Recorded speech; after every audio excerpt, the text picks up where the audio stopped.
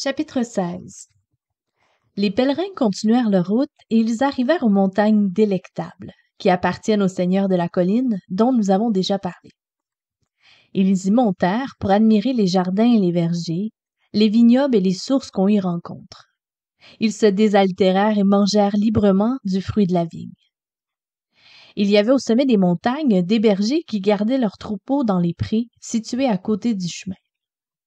Les pèlerins s'approchèrent d'eux et s'appuyant sur leurs bâtons, car la coutume veut que les pèlerins s'appuient sur leurs bâtons quand ils causent avec ceux qu'ils rencontrent dans le chemin, ils leur demandèrent: « À qui appartiennent ces montagnes délectables et à qui sont les troupeaux qui y paissent? » Ces montagnes font partie du pays d'Emmanuel. On peut voir d'ici la cité céleste. Ces brebis lui appartiennent aussi, car il a donné sa vie pour elles. « Est-ce ici le chemin de la cité céleste? Demanda Chrétien. « Oui, vous le foulez sous vos pieds, répondit les bergers. La ville est-elle encore bien éloignée d'ici? Elle est très éloignée pour tous ceux qui se détourneraient à droite ou à gauche. Ok. La route est-elle sûre ou dangereuse? Demanda Chrétien.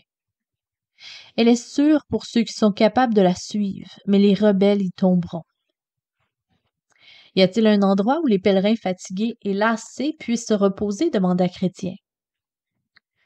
Le Seigneur de ces montagnes nous a recommandé d'exercer l'hospitalité. C'est pourquoi tous les biens de ces lieux sont à votre disposition, répondirent les bergers. Je vis alors dans mon rêve que les bergers, s'apercevant que ces voyageurs venaient de loin, leur posèrent quantité de questions. D'où venez-vous? Que vous est-il arrivé en chemin? Et comment avez-vous pu persévérer jusqu'ici? Car, ajoutèrent-ils, un petit nombre de ceux qui se mettent en route arrivent jusqu'à ces montagnes. Quand les bergers entendirent leurs réponses, ils furent très satisfaits et les regardant avec affection, ils leur dirent: « Soyez les bienvenus sur les montagnes délectables. » Puis ces bergers qui se nommaient connaissance, expérience, vigilance et sincérité, les prirent par la main et les emmenèrent sous leur tente pour partager avec eux ce qu'ils possédaient à ce moment-là. Et il leur dit ensuite: « Nous désirons que vous restiez quelque temps avec nous afin que nous puissions faire plus ample connaissance, et que nous puissions aussi vous restaurer avec les biens que l'on trouve ici. » Les pèlerins répondirent qu'ils seraient heureux de rester, et ils allèrent se livrer au repos parce que la nuit était là. Alors je vis dans mon rêve que le lendemain matin, les bergers éveillèrent Chrétien pleins d'espoir pour les amener avec eux au sommet des montagnes. Ils partirent donc ensemble et marchèrent pendant quelque temps, jouissant de tous côtés d'une vue magnifique.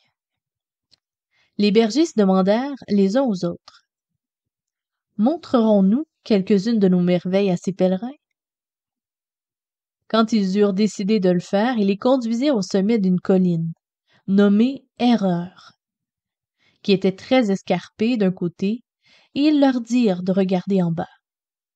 Chrétien, plein d'espoir, virent alors, au pied de la colline, plusieurs hommes complètement brisés par leur chute en bas de la colline. « Que signifie ceci? Demanda Chrétien. « N'avez-vous pas entendu parler, répondirent les bergers, de ceux qui tombèrent dans l'erreur pour avoir écouté Hyménée et Philette concernant la résurrection des corps, qu'on retrouve en 2 Timothée 2, versets 17-18. Oui, répondirent-ils. Ce sont eux que vous voyez au fond de ce précipice. Ils sont restés jusqu'à ce jour sans sépulture, afin qu'ils servissent d'exemple à ceux qui voudraient monter trop haut ou s'approcher trop près du bord de cette colline. Je vis ensuite que les bergers conduisirent les pèlerins sur le sommet d'une autre montagne dont le nom est Prends garde. Ils leur dirent de regarder au loin. Les deux amis crurent apercevoir plusieurs hommes allant et venant entre des tombes. Ils constatèrent que ces hommes étaient aveugles en les voyant souvent heurter les tombes sans pouvoir se tirer de là. « Que signifie ceci? Demanda Chrétien. Les bergers lui répondirent: « Ne vois-tu pas au pied de ces montagnes une barrière ouverte conduisant dans une prairie située à gauche du chemin? » « Oui, répondirent les pèlerins. » Eh bien, de cette barrière, un sentier conduit directement au château du doute, appartenant au géant des espoirs. Ces hommes, qui se promènent parmi les tombeaux, étaient des pèlerins comme vous. Mais arrivés à cette barrière, trouvant le chemin trop rude, ils s'engagèrent dans le sentier qui traverse la prairie, et ils furent pris par le géant des espoirs qui les jeta dans un cachot de son château. Après les avoir tenus emprisonnés pendant un certain temps, il leur creva les yeux et les plaça parmi ces tombes, où il les laissa errer jusqu'à aujourd'hui, afin que la parole du sage fût accomplie. L'homme qui s'écarte du chemin de la sagesse demeurera dans l'assemblée des morts. Chrétien et plein d'espoir se regardèrent, les yeux pleins de larmes, mais il ne dit rien au berger. Alors je vis dans mon rêve les bergers conduire les pèlerins dans un autre endroit plus bas, où se trouvait une porte sur le flanc de la colline. Ils ouvrirent cette porte et leur dirent de regarder à l'intérieur. Chrétien et plein d'espoir obéirent, et ils virent un lieu sombre et enfumé. Ils crurent aussi entendre un bruit comme celui du feu quand il pétille, et des cris de détresse. Ils respirèrent aussi une odeur de soufre. « Que signifie ceci? » demanda Chrétien. Les bergers lui répondirent. « C'est un chemin qui conduit à l'enfer. Là marchent les hypocrites, à savoir ceux qui vendent leurs droits d'aînesse comme Ésaü, ceux qui vendent leur maître comme Judas, ou blasphèment contre l'Évangile comme Alexandre, ou encore mentent au Saint-Esprit comme Ananias et Saphira.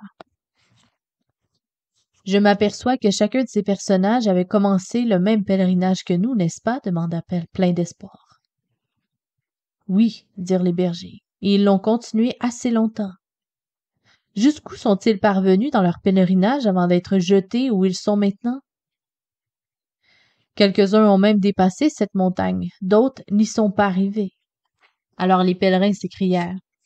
Nous avons besoin de demander de la force au Tout-Puissant. Oui, répondirent les bergers, et quand vous l'aurez reçu, il faudra vous en servir. Chrétien et plein d'espoir désirèrent continuer leur voyage.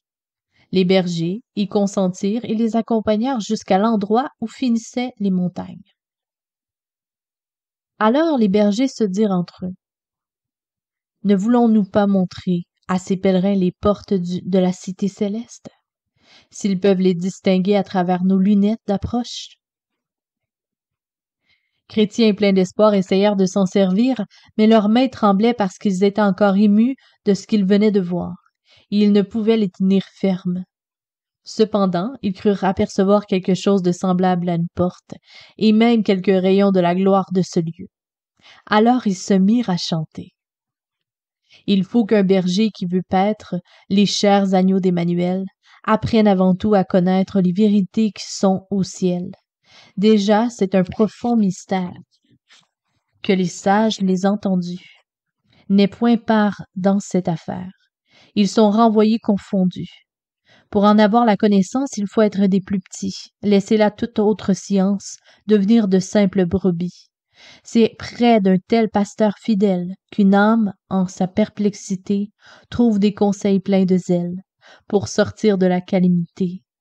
Heureux berger, brebis heureuse, qui ne craignant aucun danger, suivez les traces lumineuses de votre souverain berger. Quand ils furent prêts à partir, un des bergers leur remit une description écrite du chemin qu'ils devaient parcourir. Un autre les exhorta à se méfier des flatteurs, et le troisième leur recommanda de ne pas s'endormir sur le sol enchanté, et le quatrième leur souhaita un heureux voyage. À ce moment, je m'éveillai de mon rêve.